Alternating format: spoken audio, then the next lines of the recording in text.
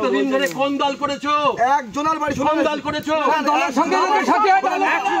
এই গোটা ঘটনার সূত্রপাত রাস্তার বেহাল দশা নিয়ে।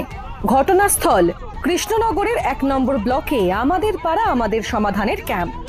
রুইপুকুর গ্রাম পঞ্চায়েতের শম্ভুনগরে বৃহস্পতিবার চলছিল এই ক্যাম্প, যেখানে এলাকাবাসীরা আসেন তাদের নানা সমস্যা নিয়ে। তালিকায় ছিল বেহাল ওই রাস্তাও। ক্যাম্পে ছিলেন রাজ্যের বিজ্ঞান প্রযুক্তি ও জৈব প্রযুক্তি দপ্তরের ভারপ্রাপ্ত মন্ত্রী উজ্জ্বল বিশ্বাস। অভিযোগ, রাস্তা সারাই নিয়ে এলাকাবাসীরা মন্ত্রীকে প্রশ্ন করতেই মেজাজ হারান তিনি। রীতিমতো ধমক দিয়ে প্রশ্ন করে বসেন, এতদিন কোন দল করেছো? দিনের মধ্যে আমাদের রাস্তাটা কারোর চোখে পড়লো না, আজকে দিয়েছি বলে চোখে পড়ছে লোকের। এই যে লিস্টটা করে দিয়েছি বলে লোকের চোখে পড়লো। এতদিন ধরে কোন দল করেছো? একজনের বাড়ি কোন দল করেছো?